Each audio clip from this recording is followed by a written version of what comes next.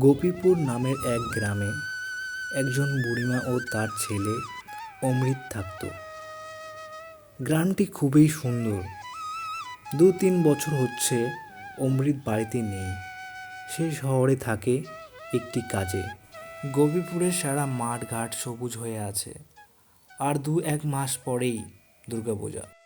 আর এইদিকে অমৃত গ্রামের বাইরের শহরে কাজ করছে। মোবাইল সার্ভিস সেন্টারে কাজ করে। অনেকক্ষণ দাঁড়িয়ে আছে রাস্তার পাশে অমৃত, গাড়ির অপেক্ষায়। আজকে গাড়ি পাওয়া যাচ্ছে না। শেষমেশ একটা অটো পেল। সেই অটো করেই চলে গেল কাজে অমৃত। অমৃত একটা ভাড়া রুমে থাকে।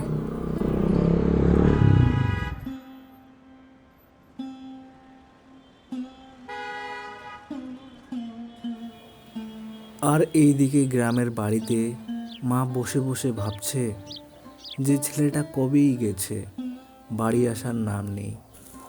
দুর্গাপুজো তো চলে আসলো, কে জানে এবার আসবে কি না। গ্রামে কিন্তু অমৃতের এক বন্ধুও আছে। তারা একসাথেই বড় হয়েছে, এক স্কুলেই পড়তো। যাকে বলে খুব কাছের বন্ধু সে। তার নাম অমর। অমর বাড়িতেই থাকে, বাড়ির কাজই করে। তার বাইরে কাজ করার ইচ্ছে নেই।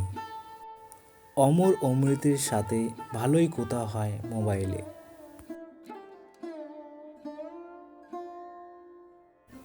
অমর নদীর ধারে বসে আছে। অমর অমৃতকে কল করলো।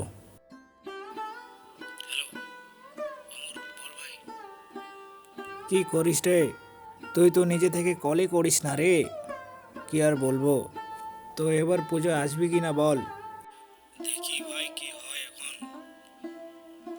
দেখি অক্টোবরের 3 তারিখে ট্রেন টিকিট করবো রে আমি। ঠিক আছে, আয় তাহলে, খুব মজা হবে।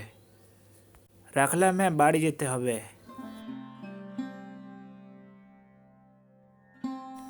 অমৃত বসে আছে রেল স্টেশনে ট্রেনের অপেক্ষায়। ট্রেনটি আর কিছুক্ষণ পরেই আসবে। অমৃত বাড়ি যাচ্ছে।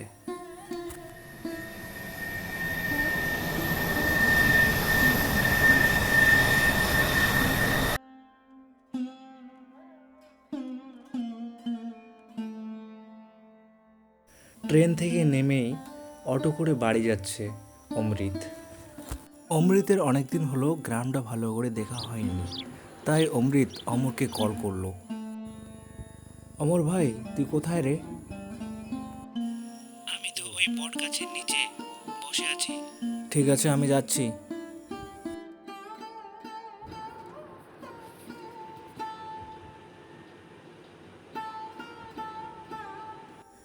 ভাই, আজকে চল না, রাতে একটু নদীর ধারে ঘুরতে যাব।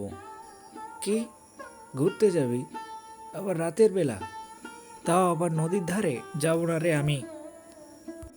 আরে চল না, কি হবে রাতে ওই নদীর ধারে?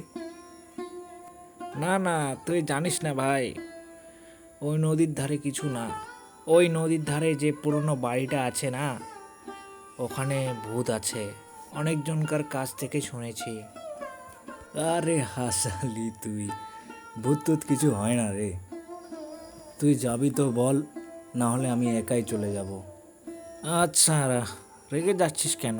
ঠিক আছে, যাব।